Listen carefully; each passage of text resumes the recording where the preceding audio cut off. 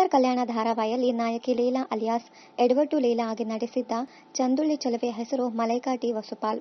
ಮೊದಲ ಧಾರಾವಾಹಿಯಲ್ಲಿಯೇ ನಾಯಕಿಯಾಗಿ ನಟಿಸಿ ಮಲೈಕಾ ವಸುಪಾಲ್ ಸೈ ಎನಿಸಿಕೊಂಡಿದ್ದಾರೆ. ಹಿಟ್ಲರ್ ಕಲ್ಯಾಣ ಧಾರಾವಾಹಿಯಲ್ಲಿ ನಟಿಸುತ್ತಿರುವಾಗಲೇ ಮಲೈಕಾಗೆ ಸಿನಿಮಾದಲ್ಲಿ ನಟಿಸುವ ಸುವರ್ಣಾವಕಾಶ ಪಡೆದುಕೊಂಡಿದ್ದರು. ಹಾಸ್ಯ ನಟ ಚಿಕ್ಕಣ್ಣ ನಟನೆಯ ಉಪಾಧ್ಯಕ್ಷ ಸಿನಿಮಾದಲ್ಲಿ ನಾಯಕಿಯಾಗಿ ನಟಿಸುವ ಮೂಲಕ ನಟಿ ಮಲೈಕಾ ವಸುಪಾಲ್ ಹಿರಿತೆರೆಗೂ ಹಾರಿದರು.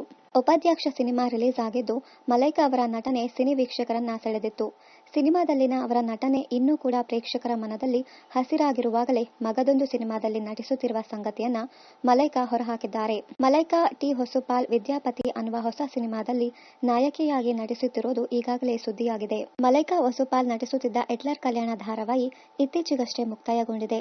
ಈ ಧಾರಾವಾಹಿಯಲ್ಲಿ ನಟಿಸುತ್ತಿರುವಾಗಲೇ ಮಲೈಕಾಗೆ ಸಿನಿಮಾದಲ್ಲಿ ನಟಿಸುವ ಅವಕಾಶ ಸಿಕ್ತು. ಈಗ ವಿದ್ಯಾಪತಿಯಲ್ಲಿಯೂ ನಟಿಸುತ್ತಿರುವುದರಿಂದ ಮತ್ತೆ ಕಿರುತೆರೆಗೆ ಮರಳುವುದು ಬಹುತೇಕ ಅನುಮಾನ ಅನ್ನುವ ಸ್ಥಿತಿ ಇದೆ. ಅಸಲಿ ಸಂಗತಿ ಏನೆಂದರೆ ಉಪಾಧ್ಯಕ್ಷ ಸಿನಿಮಾದಲ್ಲಿನ ಮಲೈಕಾ ಅವರ ನಟನೆ ನೋಡಿ ಆಕೆಯನ್ನ ವಿದ್ಯಾಪತಿ ಸಿನಿಮಾಗೂ ಆಯ್ಕೆ ಮಾಡಲಾಯಿತಂತೆ.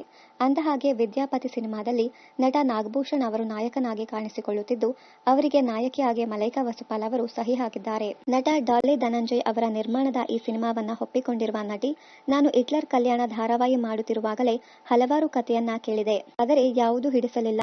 ವಿದ್ಯಾಪತಿ ಸಿನಿಮಾದ ಕತೆ ಬಹಳ ಇಷ್ಟವಾಯಿತು ಮತ್ತು ವಿಭಿನ್ನವಾಗಿದೆ ಅಂತ ಅನಿಸಿತು. ಹಾಗಾಗಿ ಒಪ್ಪಿಕೊಂಡಿದ್ದೇನೆ. ಡಾಲಿ ಧನಂಜಯ್ ಅವರ ನಿರ್ಮಾಣದಲ್ಲಿ ಆಗುತ್ತಿರುವ ಈ ಸಿನಿಮಾದ ಬಗ್ಗೆ ನನಗೆ ಹೆಚ್ಚಿನ ವಿಶ್ವಾಸವಿದೆ ಎಂದು ಖಾಸಗಿ ಸಂದರ್ಶನದಲ್ಲಿ ಮಲೈಕಾ ಹೇಳಿಕೊಂಡಿದ್ದರು. ಇದರ ಜೊತೆಗೆ ವಿದ್ಯಾಪತಿ ಸಿನಿಮಾದಲ್ಲಿ ತಮ್ಮ ಪಾತ್ರದ ಬಗ್ಗೆ ಮಾತನಾಡಿದ್ದಾರೆ ನಟಿ ಮಲೈಕಾ. ವಿದ್ಯಾಪತಿ ಸಿನಿಮಾದಲ್ಲಿ ನನ್ನದು ಒಂದು ಹೋಮ್ಲಿ ಪಾತ್ರ.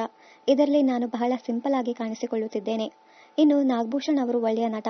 ಮಾರ್ಚ್ ಕೊನೆಯ ವಾರದಿಂದ ಚಿತ್ರೀಕರಣ ಆರಂಭವಾಗಲಿದೆ ಎಂಬ ಮಾಹಿತಿಯನ್ನ ಕೂಡ ಸಂದರ್ಶನವೊಂದರಲ್ಲಿ ಹೇಳಿಕೊಂಡಿದ್ದರು ನಟಿ ಮಲೈಕಾ ವಸುಪಾಲ್. ಇನ್ನಷ್ಟು ಕನ್ನಡ ಧಾರಾವಾಹಿ, ಸಿನಿಮಾ ಹಾಗೂ ಇನ್ನಿತರ ನ್ಯೂಸ್ ಅಪ್ಡೇಟ್ಸ್ಗಾಗಿ ಚಾನೆಲ್ ಅನ್ನ ಸಬ್ಸ್ಕ್ರೈಬ್ ಮಾಡಿ. Thank you.